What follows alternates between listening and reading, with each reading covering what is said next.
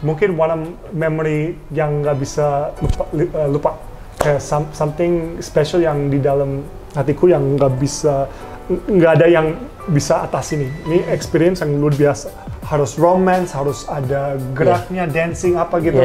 Kalau Indonesia, sometimes it's a bit like, maaf ya, to be flat. Feeling aku sih, you either have it or you don't.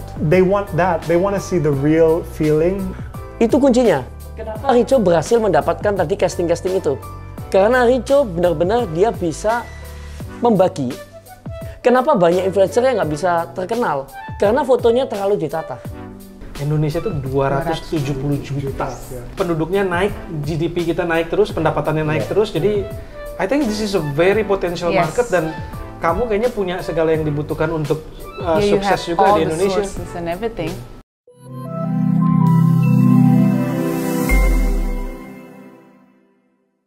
Hai, Richard Kyle, We're back. Wah, halo. This is the place. Roseville table. Ya, tempat kita interview dan ngobrol sama orang-orang, sama saya Sis Damayanti, disingkat Maya. Halo Maya. Sugimitro, pakar digital branding kita, sama tamu kehormatan kita hari ini adalah Richard Kyle. Jadi kita manggilnya apa nih? Richard, Rico? Kalau misalnya nickname yang disebutin di Australia, sebenarnya it's Richard. Hey Richard. Richard? Hey no, Richard. Oke. Richard. Jadi kalau baca itu kan namanya Richard. Jadi Richard di Australia mereka selalu pakai di belakang kayak nickname. Jadi kayak teman saya namanya Tomo. Boston. It's just a Aussie thing. Jadi Richard. So hari ini datang Richard Kyle, kita pengen ngobrol-ngobrol. I'm a big fan. Wow. Gini, aku punya temen ya, terus anak cewek dia, she's a big fan of you. Big fan. And dia bilang gini, aku pengen ketemu Richard Kyle gitu, ganteng katanya, badannya bagus katanya gitu. Terus I see like banyak orang Indonesia yang suka sama Richard Kyle. Nah, this is an interesting fact yang aku lihat, fakta yang rada lucu. Karena orang-orang seperti cousin aku, orang-orang yang umumnya nggak mengikuti dunia infotainment, dunia entertainment apa segala macam tuh juga ngefans sama Richard Kyle. Iya. Dan range umurnya tuh panjang banget, like from kids to like ibu-ibu tua gitu. Ya. No, seriously. Serius. To me that's very interesting, sangat menarik. Kenapa? Karena apa yang dia lakukan pasti benar. Karena dia bisa grab market yang cukup luas dan fans yang benar-benar fans yang benar-benar suka sama karakternya Richard. Iya. So I've known you for like 2 tahun ya, kita kenal ya? Iya. Pertama kali aku kenal Richard, Richo, aku buka Instagramnya dia. Banyak nggak pakai bajunya ya, keren soalnya bodinya. Terus kita akhirnya kenal dan jadi teman, banyak sering-sering ngobrol. Tapi aku hari ini pengen bawa ini loh, segala keunikan yang dimiliki oleh Richard Kyle, sehingga dia menjadi seorang selebriti dan influencer yang bagus. The other interesting fact, ada fakta yang menarik juga adalah selama saya kenal sama Richard, ternyata dia lahir di Australia, grow up in Thailand, beberapa tahun spend waktu di Thailand waktu kamu ini, dan akhirnya tinggal di Indonesia sekarang. Mungkin itu yang aku lihat, dan aku lihat banyak menginfluence cara kamu membawa diri, your personal branding yang sedikit beda dengan selebriti-selebriti atau influencer-influencer di Indonesia. Coba start dari waktu kamu lahir di Australia deh. Sebenarnya kan lahir di Sydney sama adik sama kakak. Tiba-tiba bapak dapat kerjaan balik lagi ke Jakarta. So jadi dia udah kenal mama di Jakarta kan, di Indonesia dia udah lama kayak 20, mungkin sekitar 20 tahun di Indonesia. Jadi tahun 70-an. Tapi kenapa mereka mau ke Australia? Soalnya bapak mama mau lahiran anak di negeri yang western. Or we can say, kita bisa sebutin Commonwealth country. Kenapa mereka mau itu? Maybe itu pribadi mereka kan. But I think lebih influence bapak. Soalnya dia mikir kayak kalau mereka di negeri yang kayak Australia, kita dapat banyak manfaat sama sekolah, kuliah, masa depan. Jadi dia lihat lebih ke masa depan gitu, edukasi sih. Bapak saya lebih edukasi yang penting. Tapi tiba-tiba seumur aku kayaknya umur 2 masih bayi, kita balik ke Jakarta soalnya dapat kerjaan di Jakarta lagi. balik lagi ke Jakarta. Jadi gue kayak berbesar masih kecil from kindergarten to SD kan, SD sampai SMP. Setelah SMP udah balik lagi ke Melbourne. So aku di sini masuk ke British School, yang international school British. Apa sih Monkris, is that right? Monkris? Krisis moneter, ya. Krisis moneter ya. Setelah itu Bapak pindah ke Bangkok, Thailand. Dia udah keluar dari kerjaan di sini perusahaan. Dia dapat kerjaan di Bangkok. Jadi pindah ke Bangkok. Pas dia mau pindah ke Bangkok, dia bilang ini saatnya Richard sama Jackie kakaknya untuk balik ke Australia. Tapi kita nggak balik ke sini. Padahal kita ada keluarga di sini. Kita pindah ke Melbourne.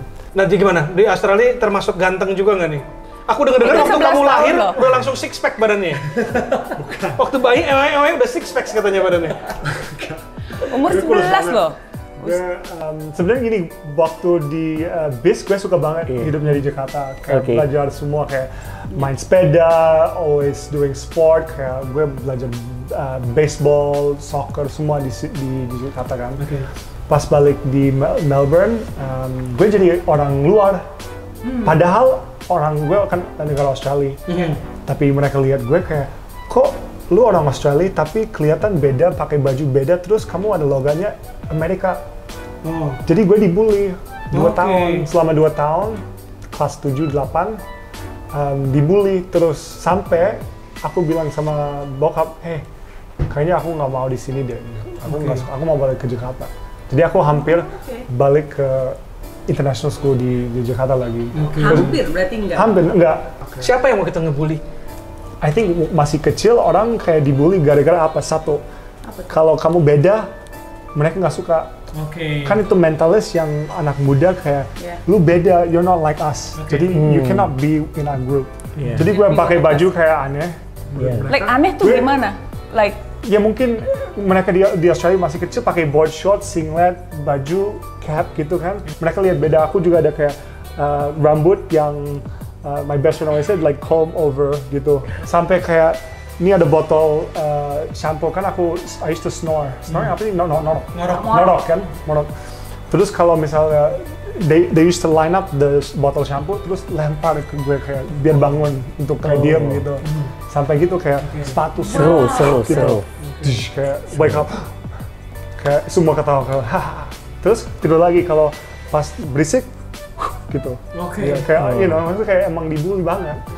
Dari itu udah merasa kayak wah, Australia emang keras banget dan orang kayak nggak ramah sama sekali. Padahal waktu di BIS gue lumayan let's say popular. Like me ya, popular in school ya. Lumayan deh gitu, lumayan orang kayak look up to me gitu. Jadi gue pindah udah kayak di bawah kelas. Tapi pas year 9 aku kayak pindah ke bootcamp yang kampus yang di hutan. Terus kita itu kayak curriculum yang lebih mandiri. Jadi kayak it was a good. Iya, masih sekolah sama, cuman that's the different campus buat year 9s. And it's something very famous kayak Prince Charles ke sekolah itu, masuk ke kampus itu. Serius? Yeah, dari Prince Charles dari Inggris, sekolah di situ juga? Betul, di 1 tahun yang di Timbertop namanya. So itu waktu itu culture shock nggak dari Indonesia pindah ke Australia, terus itu perbedaan kulturnya, cara mainnya semua? Ya, dari international school ke boarding school, it is a difference, emang ada bedanya. Tapi year 9 itu kayak mungkin one memory yang nggak bisa lupa kayak something special yang di dalam hatiku yang nggak ada yang bisa atas ini experience yang luar biasa, something amazing. Kita hiking 6-day hikes sama grup, kita community service, kita lari naik gunung. Setelah 1 tahun itu kita lakuin 2 marathon, 28K marathon yang di atas 2 gunung gitu. Kayak we become so strong and fit and kayak nggak tahu deh kayak mandiri banget gitu kan. Waktu di Timbertop, gue merasa banyak cewek mulai kayak mikir kayak hey, orang beda menarik loh. Gitu. Tapi backstory-nya cowok bilang, lucu kali. Jadi Rico dulu rambutnya afro. Di sekolah. Terus, loh, kok bisa itu di keriting atau gimana tuh?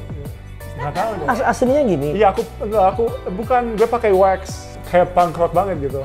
Gue suka Blink-182, Sum 41, jadi lebih ke gaya, Jadi di sekolah itu teen kamu- angst gitu. Iya.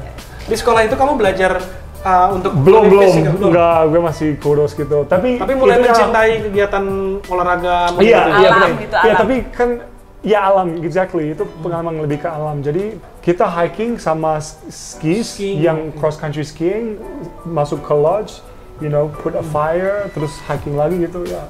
It doesn't matter, enggak musim panas. Jadi cewek-cewek mulai naksir. Iya, waktu udah mulai ya. Kelas 9 Itu yang aku sadar, kayak banyak cewek kayak tanya siapa dia. Bukannya Tapi padahal itu memang banyak masa cowok pasti puber kayak, ya? Siapa Richard? Dia Justru puber lagi jelek biasanya orang. Usianya belasan ya? 13 kan. Oh iya memang kan itu mulai taksir-taksiran. Di Australia sampai kapan? SMA juga di Iya, Australia juga berarti? Iya, jadi pas setelah Timur Top yang my best year, best year buat semua, gue sadar kayak, wah gue suka di Australia ini, nggak mau balik ke Indonesia. Tapi kalau Bapak bilang, dia kasih kesempatan, oke kamu lakuin Timur Top, soalnya itu sesuatu yang bagus buat kamu. Kalau nggak suka, udah kelar dari situ, lu bisa balik lagi, nggak apa-apa. Tapi berarti high school sampai lulus di Australia terus? Yes, ya. Jadi dari situ kembali ke kampus yang di kota, finish 10, 11, 12 sampai masuk kuliah juga di RMIT. Oke, RMIT. RMIT. Oke, Wow. jurusan apa gitu? Lulus BA and then my master's BA-nya apa? in motion graphics, animation, design, Wow. terus Oh, komputer-komputer ya? post production, terus ke masters in film production. Kenapa seneng yang komputer-komputer animation atau segala macam itu? Because gue suka, mungkin di sekolah orang kreatif kayak lebih, my skill was being in art, design. Jadi gue ambil skill yang gue jago gitu. Dan itu waktu itu udah mulai menekunin bidang modeling atau apa? Iya, waktu actually sebenarnya jadi pas year 7, year 8 udah mulai modeling. Jadi pas holiday gue balik kan dari Melbourne ke Bangkok. Udah nggak ke Jakarta lagi. Jadi bolak-balik lompat-lompat tiap berapa bulan during the term untuk balik. Itu ke model Bangkok. profesional antar negara. Itu mulai di Bangkok. Jadi aku nggak mulai modeling di sini, aku mulai modeling di Bangkok. Soalnya pas gue kayak ke mall sama mama mau makan siang, ada banyak orang kasih kartu agents. Di dalam satu siang, dalam satu hari dapat kayak 5 kartu dari Mam ini apa sih? Mom's like, Mam lihat baca juga kayak, ini kayaknya agent modeling gitu. Terus dia kayak dipaksain gue coba. Umur deh berapa gitu. itu? Ditawar-tawar Umur gitu? 13. Oke. 14, 13. Berarti masuk modeling mulai usia berapa? 13, 14. 13. Udah mulai iklan pertama. Gue masih dapat iklan pertama, lucu banget. Masih kayak gitu afro, nggak afro tapi panjang, kurus, kayak it looks so different. Apa Nanti iklannya? aku bisa show you. Iklan apa? Iklannya? Iklan Walls Ice Cream Tapi di Bangkok. di Bangkok. No, buat negara lain juga. Oh, Ada internasional. biasanya mereka pakai ya Malaysia bisa ambil. Jangan-jangan Tergantung kita aja. pernah lihat itu Terus filmnya. ganti aja Waktu kita kecil. the language and the subtitle. 20 tahun yang lalu. Iya kan? Umur 13. Gimana di Thailand? Seneng di Thailand? Seneng banget sebagai expat turis, enak loh buat jalan-jalan Thailand. Tapi Kenapa kamu seneng? Because kan ada banyak waktu di Thailand, ada banyak temen dari ke sekolah gue kan, Jelang Grama, jadi banyak orang Thai yang lokal pulang Thai lokal.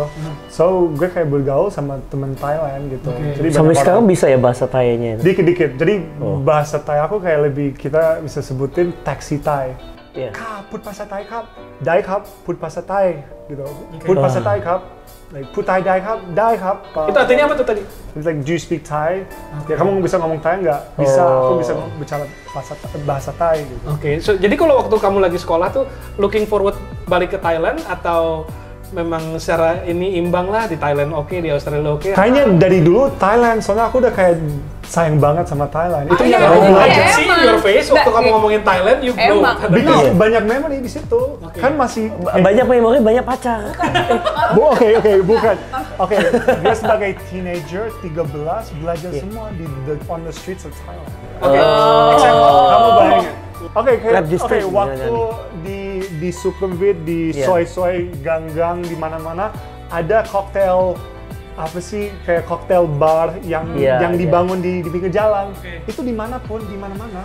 Oh bayangin orang, my friend who's 15, my whatever, kayak we're kids.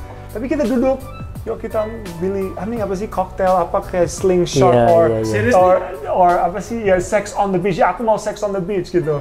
Itu minuman ya guys, sekedar informasi. Itu adalah ini nama minuman, bukan nama berarti Richard minuman, Kyle mau sex on the beach. No. Itu namanya cocktail, yang benar Iya. cocktail, minuman dewasa. Gitu. Iya, minuman beralkohol. So aku merasa bebas gitu kayak bisa Ekspresi. Iya, dan it's not like my mom and dad bilang jangan gini, jangan itu.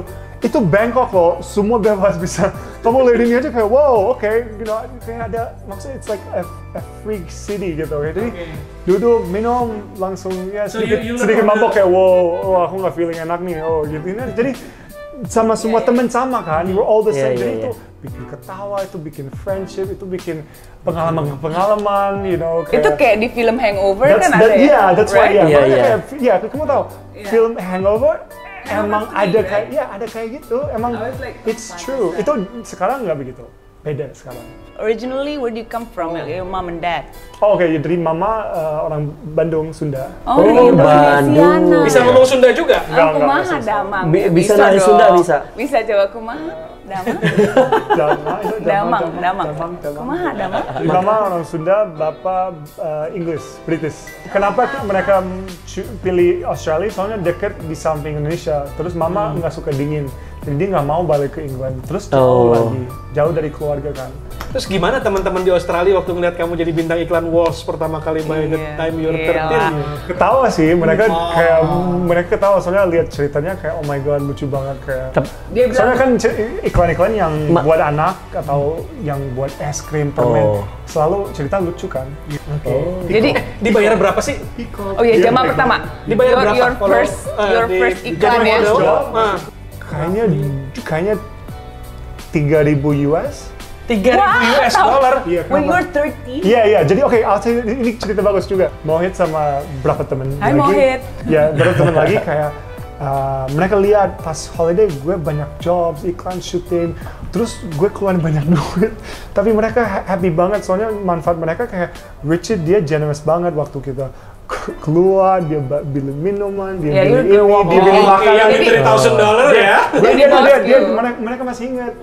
Pas jalan-jalan, temen saya kurang, ya udah nggak apa, aku beli aja. Jadi cukup. So your mom let you pegang uang ya?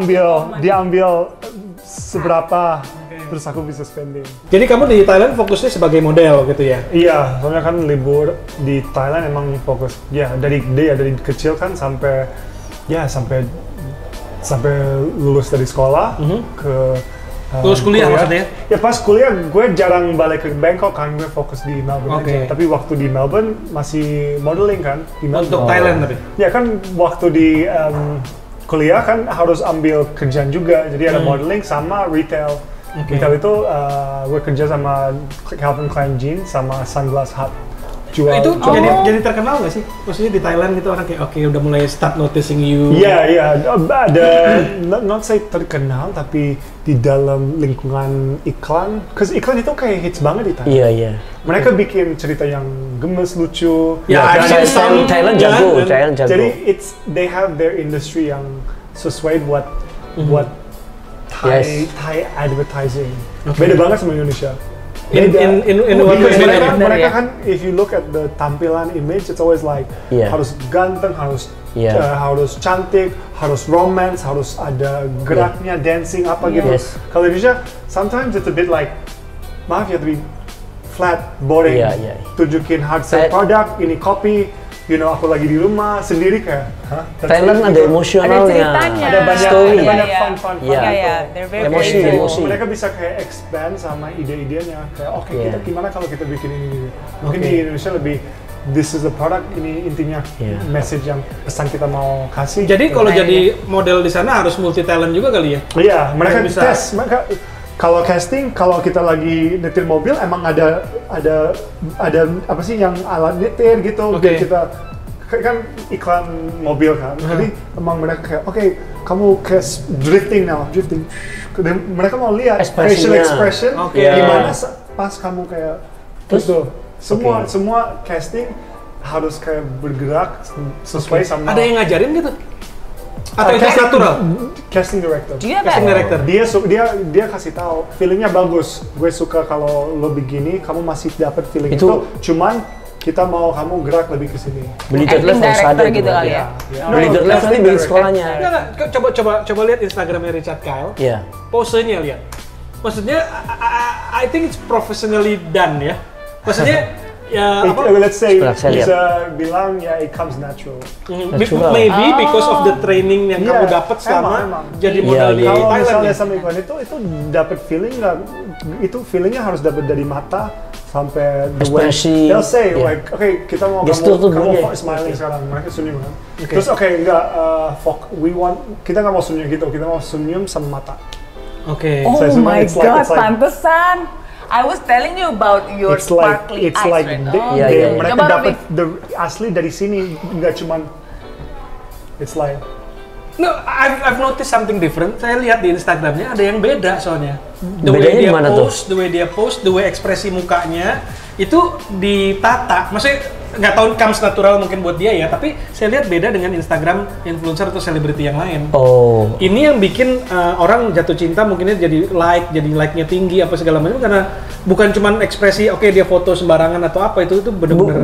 Kalau aku lihat sih mungkin si Richo ini sudah kelasnya penjiwaan. Setiap di foto dia akan membayangkan dia lagi pose apa. Penjiwaan, dan aku belajar ya selama ini kayak it's all about emotion and feeling. Kamu yang bawa emotion dan feeling itu asli. Tapi kalau lo masih mikir dan lagi itu mereka lihat stres kamu. Nah, aku kan lihat di Thailand kan kamu belajar banyak ya tentang jadi model, facial expression segala macam. Coba kasih tiga tips yang kamu pelajarin dari Thailand, bagaimana menjadi influencer atau menjadi model di sana. Di Thailand dulu. Di Thailand dulu kalau di dunia iklan itu dan advertising enggak ada. Feeling aku sih you either have it or you don't. Banyak orang pakai I think I can be a mom, I can be, Tapi kalau misalnya the point comes where it's like sit dan kamu balik and you see the girl and you look at it and you go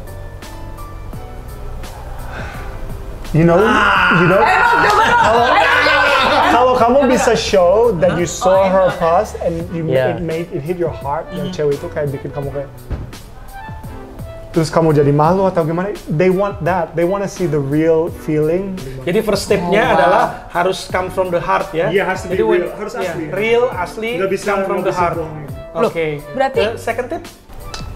Keeping fit. Emang badan juga harus bagus juga. Maksudnya bagus, sehat, harus. Nih, saya notice satu ya yang mungkin dari pembicaraan ini saya lihat modeling is benar-benar profesi gitu mungkin di sana, jadi way of life-nya juga, penjiwaannya juga itu mungkin yang perlu kita pelajarin benar-benar ya maksudnya. Betul. Kamu benar-benar menjiwai bahkan dalam ngejaga badannya, keeping fit, expressionnya semua diperhatiin. They take it very seriously. Jadi buat para model-model tuh mesti belajar juga dari Richard jadi nomor satu tadi menjiwai dan being as genuine as you can be. Nomor dua you have to be, yang paling satu sih you have to be natural. Kalau kamu kelihatan fake, people udah bisa tahu that's fake. Jadi kamu belajar paling banyak ilmunya di Thailand ya. Nah, karena kita kan kebetulan udah ada Bro Sugi yang akan nah ini pakar personal branding. Ini dia nih. Untuk perusahaan-perusahaan juga dan dia bisa menganalisa dengan bagus tuh. Nah, kita udah dengar kisahnya Richard. Nah, sekarang bagaimana Sugi Mitro akan cerita nih menganalisa. Jadi dari tadi saya banyak diem, saya dengerin tapi sambil memandang cara dia bercerita. Ini sebenarnya ekspresi itu benar. Jadi apa yang diceritakan Richard tadi itu dari awal semua itu kan saya tadi tangkap ya. Itu perjalanannya tuh cukup menarik ya. Yang contoh gini tadi bilang, saya kecil itu pernah dibully. Nah, biasanya kalau orang yang pernah dibully dan dia berhasil lolos dari pembulian itu, dia akan menjadi orang yang lebih kuat daripada orang yang lain yang biasa. Pede, karena dia berhasil mendobrak masa dibully itu. Dia menjadi seseorang. Jadi ini pesan untuk para influencer nanti ya. kalau mereka pernah dibully, itu bukan mereka menyerah, justru itu harus batu loncatan dia jadi lebih hebat. Jadi kekuatan ya. Ya, Richo tuh sudah melalui itu. Kalau tadi saya lihat waktu masih kecil ya, kamu sudah melalui itu, makanya kamu lebih kuat menghadapi apa-apa tuh sudah biasa karena dari kecil sudah diantem. Nah, kemudian tadi lagi, terus dia juga merasakan masa-masa pernah tadi unik sekali ya, dipuja-puja, disukain, tapi juga sempat tahu dibanting ke bawah, naik lagi. Jadi secara hidup orang tuh hidupnya tuh sudah biasa untuk naik turun. Jadi dengan menghadapi ini roller coaster, menghadapi hidup itu seorang influencer seperti ini itu akan lebih bisa bertahan. Karena mereka bukan dikarbit langsung yang tahu dari bawah langsung naik, tapi nggak pernah melalui proses ini. Ya, bukan karbitan gitu ya. Itu kalau secara sejarah histori, tapi kalau kita lihat dari karakter yang dibangun, satu ya gini, mungkin nggak semua orang paham. Setiap orang itu mengeluarkan energi, aura. Nah, Richo dari tadi datang, saya lihat dari ketika bertemu teman-teman, itu aura dia positif.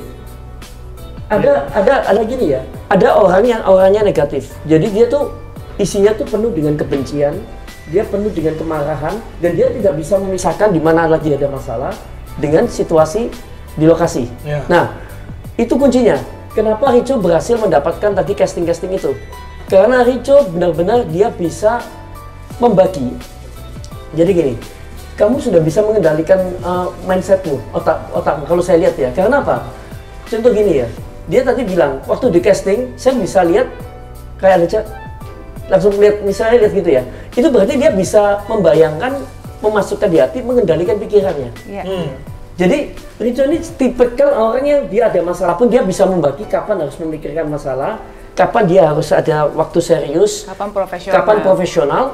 Makanya dia menjadi seorang model yang top, menjadi influencer yang disukain. Kalau tadi dari energi yang dikeluarkan itu sama, karena si Richo berhasil membuat apa ya, tadi itu apa, suatu karakter yang dia tuh bisa memisah tadi, semua orang tuh merasa nyaman di dekatnya dia. Akhirnya order akan banyak masuk. Amin. Makanya tadi kan dari awal Bu Rofi juga tanya, kenapa kok followernya bisa banyak sekali dari berbagai kalangan?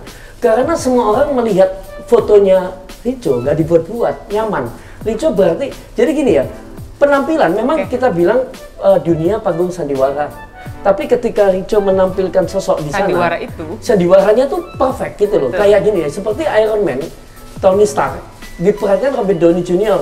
Ketika dia pun nggak main jadi Iron Man, orang merasa dia tuh Iron Man. Paham ya? Berarti apa yang ditampilkan, penjiwaannya itu begitu total di postingan-postingan Instagramnya, foto-fotonya kayak tadi saya bilang main ini aja kelihatan nikmatin. Orang suka, bener tadi. Kenapa banyak influencer yang nggak bisa terkenal? Karena fotonya terlalu ditata. Jadi dia maunya kelihatan cantik, tapi ekspresinya tegang. Dia mikirin aku sudah kelihatan cantik, enggak. Tapi bukan, dia tuh mau memberikan senyum untuk yang lihat. Oh iya betul. Itu sudah beda. Ini tadi kalau misalnya tips ya, kenapa sampai banyak orang pingin suka dengan kamu, kemudian kenapa kok banyak orang pingin pakai kamu sebagai bintang iklan, misalnya Richo jadi bintang iklan, atau Richo dari kecil kau sudah banyak yang suka, karena dari kecil kamu bisa menampilkan sesuatu yang apa adanya. Itu salah satu syarat jadi influencer. Itu kayak cerita aku yang dari awal yang banyak orang bisa. So, kalau kamu bisa kasih tips buat yang lain atau sebagai artis, you know what's number one tips? Aku selalu bilang dari awal, just be yourself. Kamu jadi diri sendiri, itu yang paling penting. Mungkin saya ada poin sedikit, Bro Suki. Saya lihat kadang-kadang selebriti atau influencers atau artis lah gitu ya, dia nggak bisa bedain personal life dengan personal brand. Jadi personal life-nya akhirnya masuk ke dalam personal brand-nya. Yang itu yang sehingga tidak terjadi disiplin. Yang akhirnya, nah kalau saya lihat dari Richard Kyle, dia disiplin personal brand-nya dia di dalam Instagram dia, sosial media dia itu disiplin. Jadi mau ada problem, nggak ada problem atau apa, dia nggak pernah, dia mixed up antara. Itu bagus banget itu, karena memang benar yang disebut Bro Rofi ini memang terjadi hari ini. Banyak orang yang benar-benar bingung, dia tidak bisa memisahkan antara kehidupan pribadinya dengan apa yang mau ditampilkan di Instagram. Bahkan maupun menampilkan, kadang itu dia memaksakan diri, dia nggak nyaman. Jadi gini ya, kalau kita lihat ya, yang ditampilkan Richo, biarpun dia misalnya, saya mungkin beberapa foto itu adalah yang tadi berhasil memainkan otak pikirannya ya. Tapi itu natural, maksudnya tetap enjoy. Karena dia memang enjoy olahraga, enjoy naik sepeda, enjoy bukan dibuat-buat. Yeah. Enjoy menikmati musiknya, karena tadi ada cerita art kan, seni. Dan itu dinikmatin, kelihatan nikmatnya. Bayangin kalau orang nggak suka, terus ada tren naik sepeda, dia pura-pura pose naik sepeda, dia berusaha senyum. Itu kelihatan aneh. Ya, beli sepeda untuk cuman punya-punyaan, pose pokoknya sudah beli sepeda. Nah itu sudah beda fotonya. Iya, benar sih. Saya berapa kali bilang ke... Aku setuju sih. Soalnya emang ada. Iya. Pasti ada banyak. Ya kita bisa bilang influencer atau wah semua pakai sepeda nih, gue juga harus ada. Enggak, bukan harus ada sepeda buat hobi, harus ada sepeda buat foto. Yes. Nah mungkin gini, mungkin saya berapa kali ketemu teman-teman selebriti juga gitu ya, atau influencer, saya selalu bilang sama dia gini, lihat ya, saya punya perusahaan, saya punya long term vision buat perusahaan saya, dan semua tampilan sosial media saya atau campaign saya mengarah ke long term visionnya saya.